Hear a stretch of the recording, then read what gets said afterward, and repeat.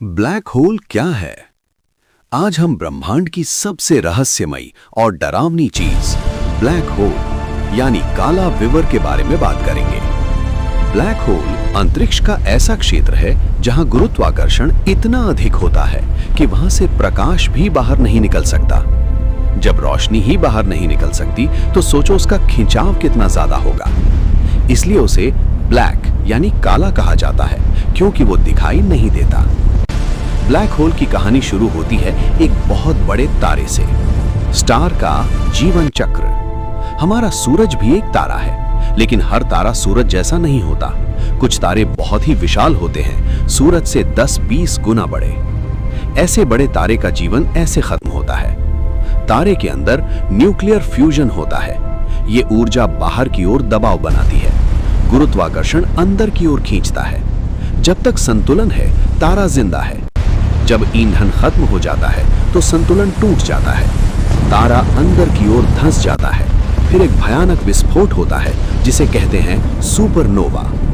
अगर तारा बहुत बड़ा है तो उसका कोर सिकुड़कर इतना छोटा हो जाता है कि वो ब्लैक होल बन जाता है। ब्लैक होल के भाग। ये ब्लैक होल की सीमा है। अगर कोई चीज इस सीमा के अंदर चली गई तो वापस नहीं आ सकती।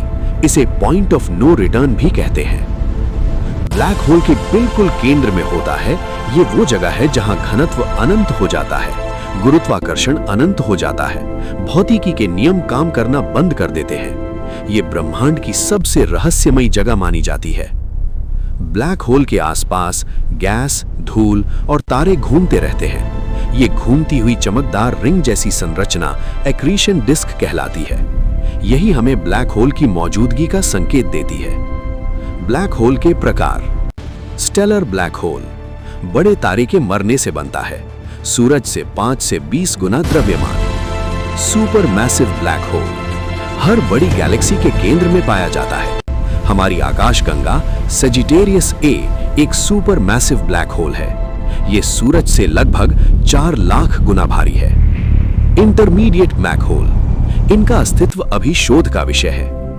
प्राइमोर्डियल ब्लैक होल कहा जाता है कि ब्रह्मांड के जन्म के समय भी छोटे ब्लैक होल बने हो सकते हैं। 2019 में पहली बार ब्लैक होल की असली तस्वीर ली गई थी, मेसियर 87। ये तस्वीर इवेंट होराइजन टेलीस्कोप द्वारा ली गई थी। 2022 में हमारी गैलेक्सी के केंद्र वाले ब्लैक होल की तस्वीर भी आई। अगर सूरज की जगह अचानक ब्लैक होल आ जाए तो पृथ्वी अपनी कक्षा में ही घूमती रहेगी।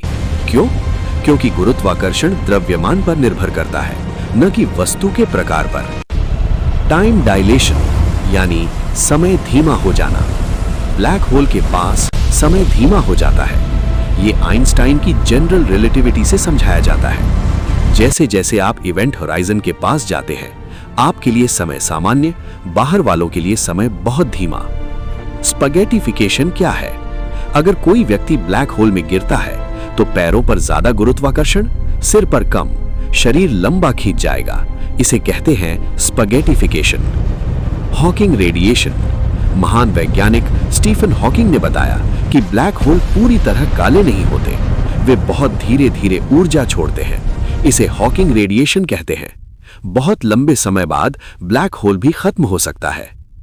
कुछ सिद्धांत कहते हैं कि ब्लैक होल दूसरी जगह का रास्ता हो सकता है। इसे वर्म होल कहा जाता है, लेकिन अभी तक कोई प्रमाण नहीं है। क्या ब्लैक होल खतरनाक है?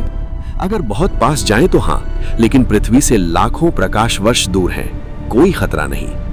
ब्लैक होल और फिल्में। फिल्म इंटरस्टेलर में ब्लैक होल का बहुत सटीक चित्रण किया गया है। उसमें गारगेंचुआ नाम का ब्लैक होल दिखाया गया है। अगर आप ब्लैक होल में गिर जाएं तो 3 संभावनाएं हो सकते हैं। तुरंत मर जाएंगे, ज्वारीय बल से, समय बहुत धीमा हो जाएगा, शायद किसी और ब्रह्मांड में निकल जाएं। कुछ सिद्धांत मानते हैं कि भविष्य में ब्रह्मांड में सिर्फ ब्लैक होल रह जाएंगे। बहुत लंबी अवधि के बाद वे भी हॉकिंग रेडिएशन से समाप्त हो सकते हैं।